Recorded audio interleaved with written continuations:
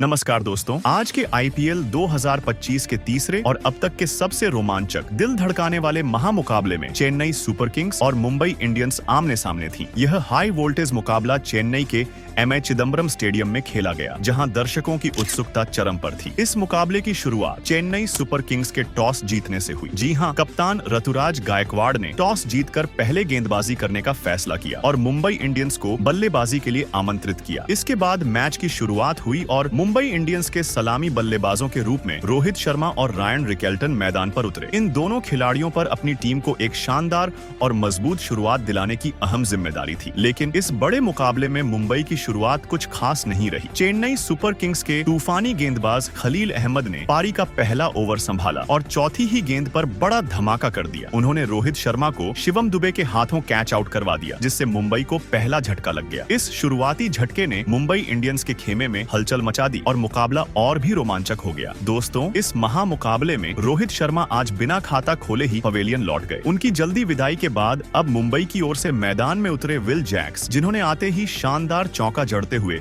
अपनी पारी की शुरुआत की। लेकिन दूसरी ओर खड़े ओपनिंग बल्लेबाज रायन रिकेल्टन रोहित के आउट होने के बाद ज्यादा देर तक चेन्नई के गेंदबाजों का सामना नहीं कर सके और महज एक ओवर बाद ही खलील अहमद की शानदार गेंदबाजी के सामने क्लीन बोल्ड होकर पवेलियन लौट गए। बता दें कि रायन रिकेल्टन ने 13 रन बनाए। दोनों ओपनिंग बल्लेबाजों के जल्दी आउट होने के बाद अब मैदान में उतरे कप्तान सूर्य कुमार यादव। लगातार 2 झटकों की वजह से मुंबई पर दबाव साफ नजर आ रहा था। पावर प्ले का समय होने के बावजूद बल्लेबाज बड़े शॉट खेलने में सफल नहीं हो पा रहे थे, जिससे टीम पर दबाव बढ़ता जा रहा था। इसी दबाव का फायदा उठाते हुए चेन्नई के अनुभवी स्पिनर रविचंद्रन अश्विन ने 5वें ओवर की तीसरी गेंद पर विल जैक्स को कैच आउट करवाकर मुंबई को तीसरा बड़ा झटका दे दिया। विल जैक्स 11 रन बनाकर आउट हुए। पावर प्ले में ही 3 अहम विकेट गंवा देने के चलते मुंबई की टीम गहरे संकट में थी। अब कप्तान सूर्य कुमार यादव का साथ देने मैदान पर आए तिलक वर्मा। खराब शुरुआत के चलते मुंबई की टीम पावर प्ले के 6 ओवर खत्म होने तक सिर्फ 50 रन ही बना पाई थी, जबकि चेन्नई के सामने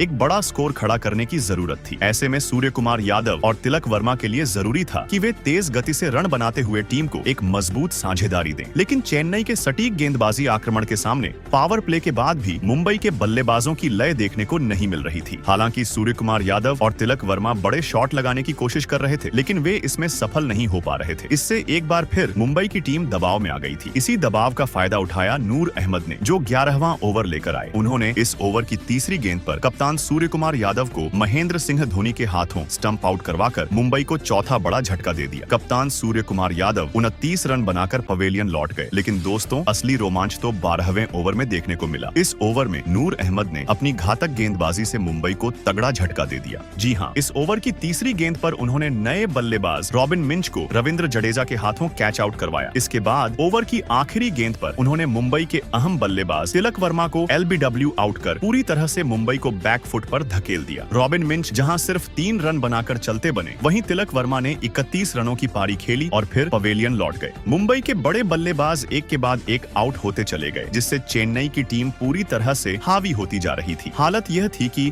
अभी तक 100 रन भी पूरे नहीं हुए थे और मुंबई के 6 प्रमुख बल्लेबाज पवेलियन लौट चुके थे। इससे मुंबई का खेमे में चिंता बढ़ गई थी। अब मैदान पर मिचेल सटनर और नमन धीर उतरे। उम्मीद थी कि ये दोनों साझेदारी निभाकर टीम को संभालेंगे, लेकिन दोस्तों, नूर अहमद का कहर अभी खत्म नहीं हुआ था। 17वें ओवर में उन्होंने एक बार फिर अपनी जादुई गेंदबाजी से नमन धीर को चकमा देकर क्लीन बोल्ड कर दिया। नमन सिर्फ 17 रन बना सके। इसके बाद अगले ही ओवर में चेन्नई ने मिचेल सटनर का भी शिकार कर लिया। इस तरह मुंबई की पूरी टीम गहरे संकट में आ गई और चेन्नई ने अपनी पकड़ और मजबूत कर ली। दोस्तों, अगर देखा जाए तो चेन्नई ने अपनी शानदार गेंदबाजी के दम पर इस मुकाबले को लगभग अपनी मुट्ठी में कर लिया था। स्कोर बोर्ड पर अभी तक 120 रन भी नहीं जुड़े थे और खेल के केवल अंतिम 2 ओवर बाकी थे। ऐसे में अगर मुंबई को सम्मानजनक स्कोर तक पहुंचना था तो उन्हें आखिरी 2 ओवरों में तेज तर्रार बल्लेबाजी करनी ही पड़ती। दोस्तों, ऐसा ही कुछ मैदान में देखने को मिला जब दीपक चाहर ने बल्ले से कहर बरपाना शुरू कर दिया। उन्होंने आखिरी 2 ओवरों में आक्रामक बल्लेबाजी करते हुए चौकों की बरसात कर दी और किसी तरह से मुंबई मुंबई को 150 रन के पार पहुंचा दिया। इस तरह चेन्नई के सामने मुकाबला जीतने के लिए 156 रनों का लक्ष्य खड़ा हो गया। अब दोस्तों, इस लक्ष्य का पीछा करने के लिए चेन्नई की ओर से रचित रविंद्र और राहुल त्रिपाठी ओपनिंग करने मैदान पर उतरे। चूंकि मुंबई ने एक बड़ा लक्ष्य दिया था, इसलिए इन दोनों बल्लेबाजों पर तेज और मजबूत शुरुआत देने की जिम्मेदारी थी। लेकिन चेन्नई की पारी की शुरुआत बेहद खराब रही। दूसरा ओवर फेंकने आए मुंबई के तेज गेंदबाज दीपक चाहर ने छठी गेंद पर ही विकेट कीपर के हाथों राहुल त्रिपाठी को कैच आउट करवा दिया, जिससे चेन्नई को पहला झटका लगा। राहुल त्रिपाठी इस मुकाबले में सिर्फ 2 रन ही बना सके। जल्दी विकेट गिरने के बाद चेन्नई के कप्तान ऋतुराज गायकवाड़ मैदान में उतरे और आते ही 2 शानदार चौके लगाकर अपनी पारी की शुरुआत की। दोस्तों, भले ही चेन्नई ने अपना पहला विकेट जल्दी गंवा दिया था, लेकिन मैदान पर मौजूद रचिन रविंद्र और कप्तान ऋतुराज गायकवाड़ ने पावर प्ले का भरपूर फायदा उठाते हुए शानदार बल्लेबाजी की। खासकर आर्थुराज गायकवाड़, जो हर ओवर में आक्रामक अंदाज में खेलते हुए मुंबई के गेंदबाजों पर दबाव बना रहे थे। उनके बल्ले से लगातार शानदार शॉट्स निकल रहे थे, कभी चौके तो कभी बेहतरीन छक्के, जिससे चेन्नई की टीम तेज गति से रन बना रही थी। इसी बीच छठे ओवर में आर्थुराज गायकवाड़ ने अपने इरादे साफ कर दिए और इस ओवर में लगातार 3 दमदार चौके जड़कर टीम के स्कोर को पावर प्ले के अंत तक 62 रनों तक पहुंचा दिया। लक्ष्य का पीछा करते हुए चेन्नई को जिस तेज शुरुआत की जरूरत थी, वह रचिन रविंद्र और ऋतुराज गायकवाड़ की धुआंधार बल्लेबाजी ने दिला दी थी। अब इन दोनों बल्लेबाजों के कंधों पर जिम्मेदारी थी कि पावर प्ले के बाद भी इसी लय में रन बनाते रहें और टीम को आगे ले जाएं। और हुआ भी कुछ ऐसा ही। पावर प्ले खत्म होते ही अगले ओवर में आर्थुराज गायकवाड़ ने एक और खूबसूरत चौका जमाया और सिर्फ 22 गेंदों में मुंबई के खिलाफ अपना अर्धशतक पूरा कर लिया। लेकिन अफसोस, 50 जड़ने के बाद वह ज्यादा देर तक क्रीज पर टिक नहीं पाए। एक और बड़ा शॉट खेलने के चक्कर में बाउंड्री पर कैच आउट होकर अपना बहुमूल्य विकेट गंवा बैठे। ऋतुराज गायकवाड़ ने 53 रनों की बेहतरीन पारी खेली, जिसने चेन्नई की जीत की उम्मीदों को मजबूत किया। अब 2 विकेट गिर जाने के बाद मैदान पर आए शिवम दुबे। उन्होंने आते ही एक जोरदार छक्का लगाकर अपने इरादे जाहिर कर दिए। लेकिन इतनी शानदार शुरुआत मिलने के बावजूद वह मुंबई के गेंदबाजों के खिलाफ कोई बड़ी पारी नहीं खेल सके। ज्यादा आक्रामक खेलने के चक्कर में वह भी बाउंड्री पर कैच आउट हो गए और चेन्नई को तीसरा झटका लगा। शिवम दुबे 9 रन की पारी खेलकर आउट हो गए और अब मैदान में दीपक हुड्डा उतरे। लेकिन दोस्तों, मुंबई के खिलाफ इस बड़े मुकाबले में दीपक हुड्डा